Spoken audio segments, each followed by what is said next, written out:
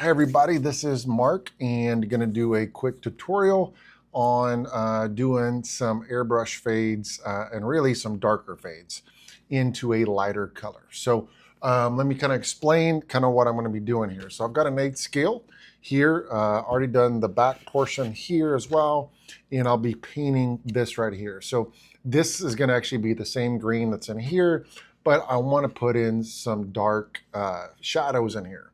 And so one of the things that used to scare me like crazy was putting a dark fade into a lighter color, because a black fade is one of the most difficult fades to do because it's not very forgiving. If you're doing a red fade into, a pink or something like that, it's going to be a little better. A blue into a lighter blue, a little more forgiving. But when you put a black fade into a lighter color, you don't get a lot of forgiveness on that. And so I'm going to show you a couple quick tricks I've learned along the way. So you have a couple options. I'm doing this green, and here's this green right here. It's a Wicked Opaque Limelight Green, 0085. Okay, and I want to make sure, yep, my mic is still on. And so that's going to be it. This is a little thick, okay?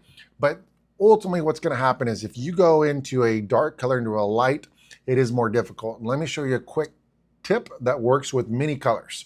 So I'm going to go to a dark color into that green, but to help me be a little more forgiving when I do it is going to be, I'm going to use some, and I got this separate bottle. I travel a lot, and so I'm actually in a hotel room. Yes, I am. And so you don't need fancy equipment to paint good bodies. So that's number one. But again, what I'm going to do, I'm going to spray this first. So this is a darker, I don't have the number for it because I just put it in here so I don't have to take a big old bottle, but it is Creatix Transparent Forest Green. Okay, so I'm going to spray this first. I'll probably do 1 or 2 coats of that. Then I'm going to come back with my dark black. Now, the reason I'm going to do that is it softens the black. So I've got a darker color with the black, and what's going to happen is it's going to give me a little more freedom there. And not only that, it's not about making it easier on me. What's going to happen is it's going to give the body some more depth. So where you can apply this is reds. So I love doing reds with the black fade. And what I'll do on that instance, on that particular one, is a little different. I'll actually spray the whole thing in red, right? In transparent red. Very, very light dusting. It's the same concept. What I'm doing is it's softening the black behind it. If I do a blue, and I'm going to put a black fade in there, no matter what color of blue I'll use a transparent, spray over that, and then I'll do my black. Orange, you could do the same thing. You could either do red, transparent red, or what you can do is find a transparent orange or a darker shade of that orange and do the same kind of concept. So you got two things here. Me, I got 2 shades of green I'm going on, so I'm going for depth. Okay, now there's times where I don't do that and where it'll just be, I'll literally spray this entire clear section with a transparent color, let's call it transparent red, and it will look almost pink. It's very transparent, super light.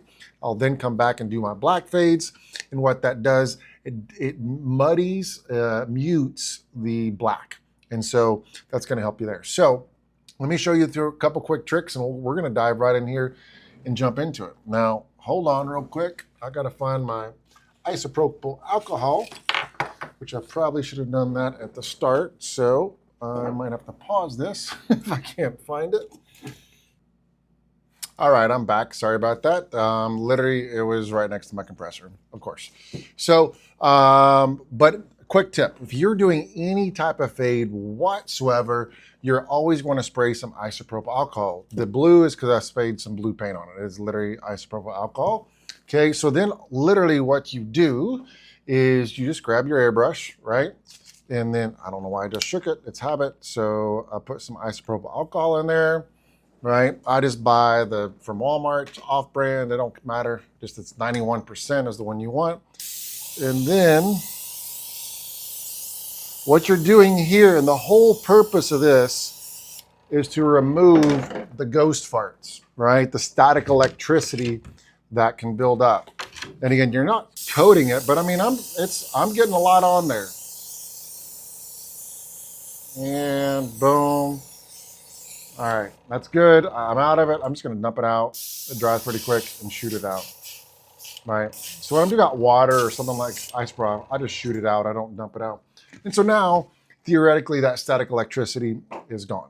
Now, for those haters are gonna go, Mark, where is your mask? Well, I am doing this video, so I'm not gonna do the whole body just to show you, but what I'm gonna do is show you kind of what I do and kind of give some tips while I'm actually doing that, all right? So this, I sprayed that just with the normal, just Iwata Eclipse HPCS. I'm gonna do the fades now with an Infinity, Harder and Steinbach Infinity CR Plus, all right? And so I love this guy, the Iwata HPC Plus. 0.2 works just as good, a little bit cheaper. Tried this out a while back, really like it. Anywho, all right, so now what I'm gonna do is shake up this guy real good, right? And just get that, I got my 4-screen ready to roll. And for me, I don't put a lot in the cup. The reason being is, as I start turning my airbrush and whatnot, sometimes that paint will drip out, and some might say, just put a cap on it. Well, I'm too lazy to do that, okay? So I get that. So now what I'll do is I'm gonna test this out on a little, I have a little, whatever, cardboard piece of paper here. It felt like it was a little fat, okay? Yep, okay, so the actual needle wasn't pointed all the way in, and this sun is brutal. Maybe that'll help a little bit. Yeah, actually that does help a lot of bit. Okay, so now we're ready to roll. And I'm just gonna back up here, and can you see this? No, so I'm gonna point this down, right? And you guys see my suitcase and all that fun stuff. Move this out of the way. All right, here we go. So I'm gonna walk you through kind of what I do. What I typically do just to start off is I'm gonna start on the side. And let me tell you why I start on the side and not the front.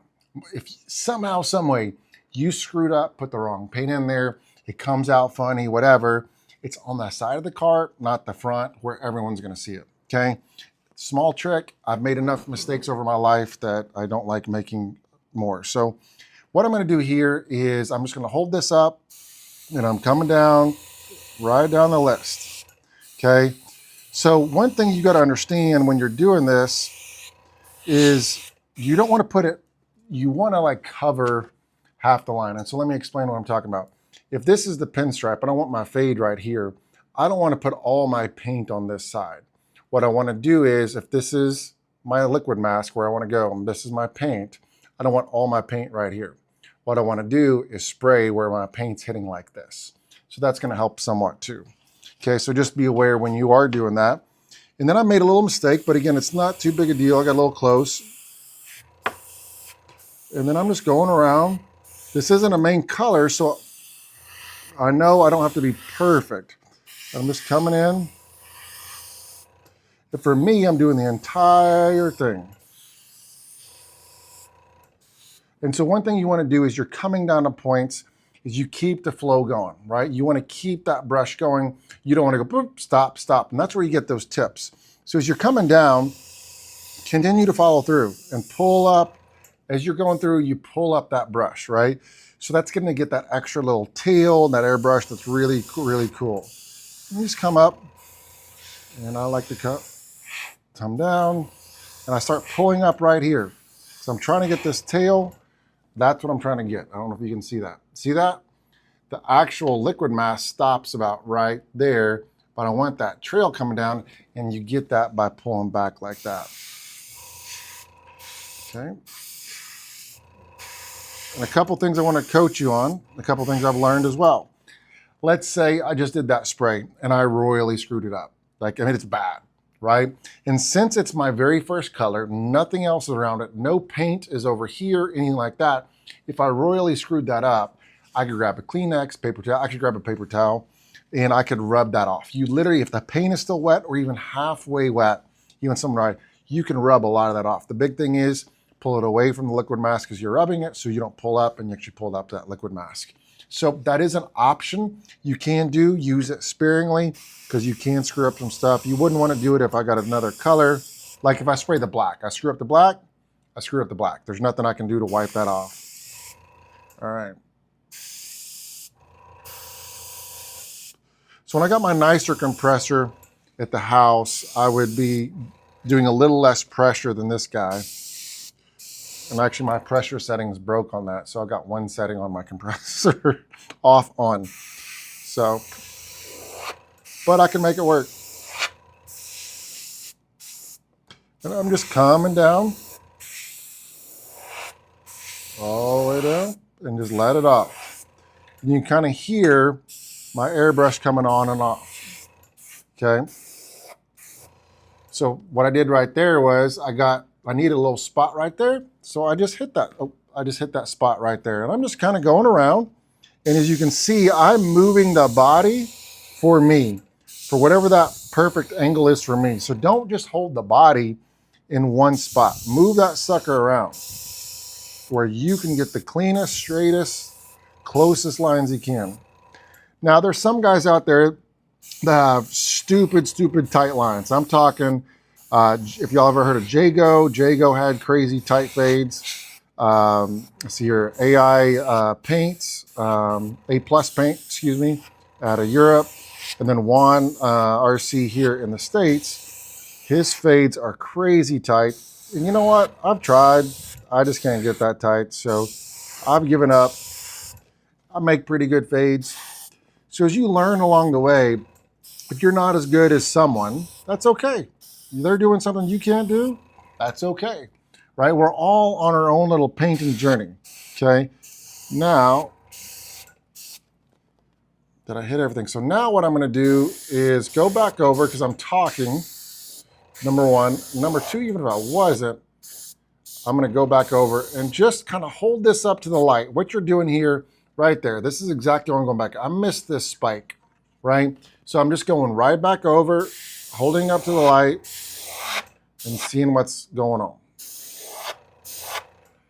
And again, I'm not too worried about being perfect because my black is what's going to stand out. This is to help give it some depth. Okay, looking pretty good here. All right, so now that's all you got to do. And so that's just a quick trip to help you. And then what I'll do is I'll come back behind and actually do my black. Okay, what black do you use, Mark? Well, there's a couple ways I want to go. So it depends. If I want a darker fade and I'm feeling pretty confident, airbrush is working, right? I'm going to tell you which ones I love the best. Is just Vallejo Premium Black, and then Grex, G-R-E-X. Okay, so Dick Blick carries Grex. DickBlick.com will carry Grex. And this is the opaque carbon black. Spray Gunner will carry, I think, Vallejo and as well as Dick Blick as well. I'm not sure. I think one carries one there, I forget. Either way, why I like these, and they're very similar, they're butter smooth. So when you pour them out, their consistency is always, the viscosity is fantastic. Whereas Creatix can be good, but it's not consistent. And so I like these two, and they're very similar. Typically, if I've got a bigger one, it's because I was doing a bigger order at Dick Blick. Got a bigger one over here. It's probably because I was doing an order over there. And so I like both, okay? Now, the kicker is what you can also do, what I like as well, is actually the Grex Transparent Shading Black. This is amazing. So rather than me have to thin stuff out, which I know a lot of people do, which is fine, right? I don't mind that. What I like is consistency. I know when I'm putting it in a bottle, what that paint's gonna do. And so that's why I like this transparent black. So versus me actually spraying it, or thinning it out, I'll buy this. The one thing about Grex, okay, this is the caveat if you're hanging out with me and still you're listening to this, is the adhesion on the very first spray you do is a little different. I don't know what it is. It likes Lexan, it just doesn't stick to it. So you almost have to do a little bit of a dusting prior to you do that. So if you're doing a black here, right, one color, which is what this was, I'll do a dusting of black that kind of gets a base out, then I'll start doing more.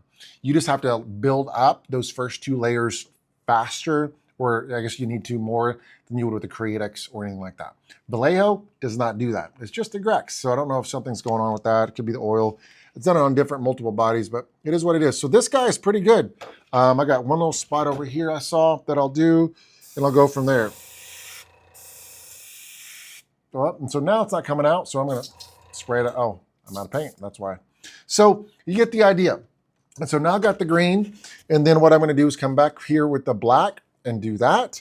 And then from there, what I'm going to do is going to go do the green.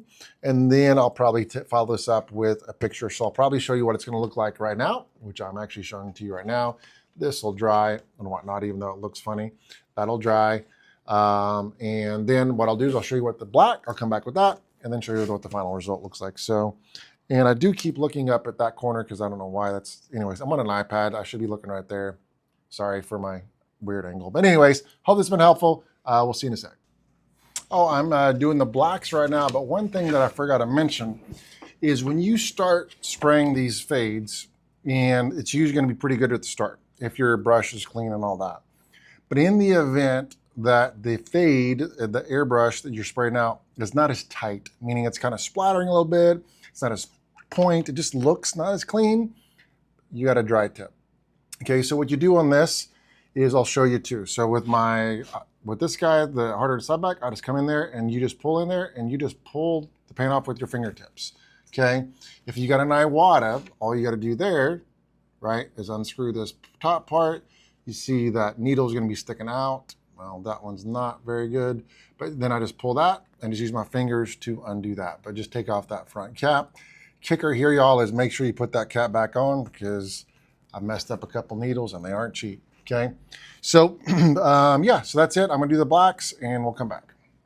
All right, now the black is done and you can kind of see what I did there. Obviously you can't tell specifically, but you can see now the majority of that green is covered up, right? And now you just kind of got that glow or that edge of that green, and that is exactly why you do that extra color, right? Helps give that depth. Okay, so now I'm not gonna show you how to spray. I'm just gonna do a bomb of this light green. Oh, the one thing I am doing, don't be afraid to use on this instance when using that dark fade. This pinstripe is gonna be the same green. But what makes it work is I got a green pinstripe, green base, but what makes that work is that dark line. So it's got to be a very contrasting color to make that work, but it is possible and typically works with lighter colors like this or, flow yellow, something like that. Flow orange actually will do if you got a red with a black, but you get the idea. So don't be afraid to do that. I'm going to come back and we'll show you what it looks like after it's all done. All right, I started peeling this pinstripe and thought it'd be a good time for a quick little tip as well. So I've got this pinstripe you can kind of see that I'm doing right there, and I'm peeling it. So there's a mask behind it. So I'm peeling it off. And so I use this guy. I'm a big nerd. Sorry, it is what it is. We're all nerds. We're painting toy cars. So one thing you always want to do is if there's still mask attached to it, pull away from the mask. Meaning, so like instead of me grabbing this piece, right, and pulling back, I'm gonna grab the point and pull that way. That way it keeps the other sections from pulling up next to it. And then like right here, I saw a little cut that I forgot. So that happens and go from there. But the reason I like to wear the light when I'm peeling is because I can actually see the mask for that tight line. Sometimes it's harder, especially after some paint is down. And then I personally use an X-Acto. So some people use tweezers and whatnot, but what I've found is there's times like right now, there's like a little snag, like the cut didn't fully cut through at this edge. So I'm able to cut it, okay? And I've always used an X-Acto, never used anything else, so that's what I know. So I start up here at the point, right up here, and I'm just pulling down, okay? And then I just keep coming down. I'm always pulling away. I'm not pulling up because if I pull up, there's a chance that that liquid mask that it's connected to could lift up. So this way, if I'm doing this, I really can't screw it up.